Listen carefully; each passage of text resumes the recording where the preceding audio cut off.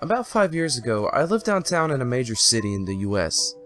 I've always been a night person, so I would often find myself bored after my roommate, who wasn't a night person, went to sleep. To pass the time, I used to go for long walks and spend the time thinking. I spent 4 years like that, walking alone at night, and never once had a reason to feel afraid. I always used to joke with my roommate that even the drug dealers in the city were polite.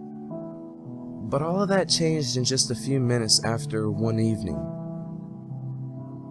It was on a Wednesday, somewhere between 1 and 2 in the morning, and I was walking near a police-patrolled park quite a ways from my apartment. It was a quiet night, even for a weeknight, with very little traffic and almost no one on foot.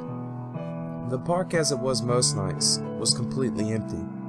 See, I turned down a short side street in order to loop back around to my apartment when I first noticed him.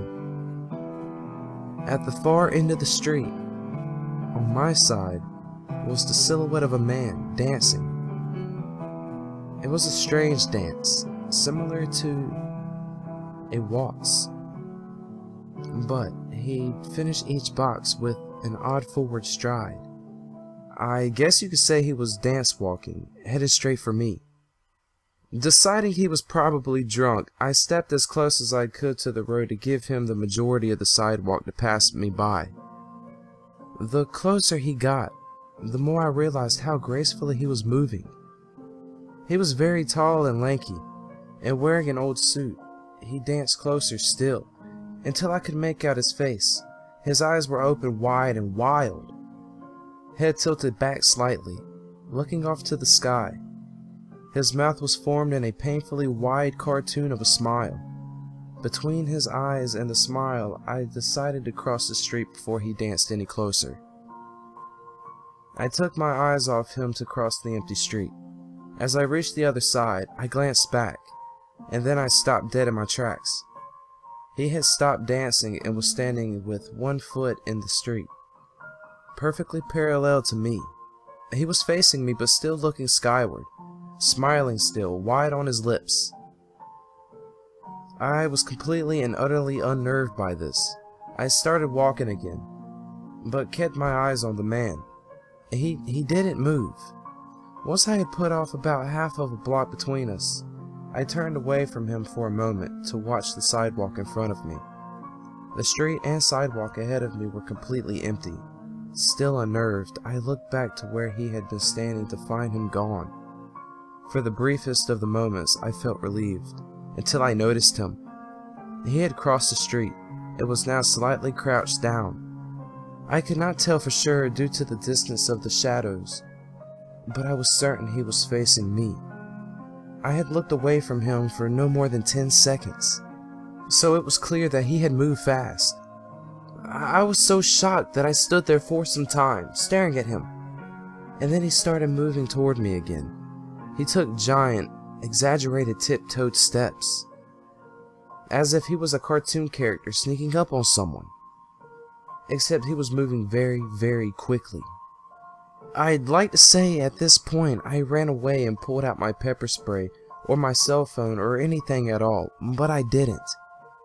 I just stood there, completely frozen as the smiling man crept toward me. And then he stopped again, about a car length away from me, still smiling his smile, still looking to the sky. When I finally found my voice, I blurted out the first thing that came to mind. What I meant to ask was, "What do you want?" in an angry, commanded tone. What came out was a whimper. What? Regardless of whether or not humans can smell fear, they can certainly hear it. I heard it in my own voice, and that only made me more afraid. But he did not react to it at all. He just stood there smiling. And then, after what felt like forever, he turned around, very slowly, and started dance walking away, just like that. Not wanting to turn my back on him again, I just watched him go, until he was far enough away to almost be out of sight. And then I realized something. He wasn't moving away anymore, nor was he dancing. I watched in horror as the distant shape of him grew larger and larger. he was coming back my way, and this time he was running. I ran as well. I ran until I was off at the side road and back onto a better lit road with sparse traffic. Looking behind me then, he was nowhere to be found. The rest of the way home, I kept glancing over my shoulder, always expecting to see his stupid smile. But he was never there. I lived in that city for 6 months after that night, and I never went out for another walk. There was something about his face that always haunted me. He did not look drunk. He did not look high. He looked completely and utterly insane. And that's a very, very scary thing to see.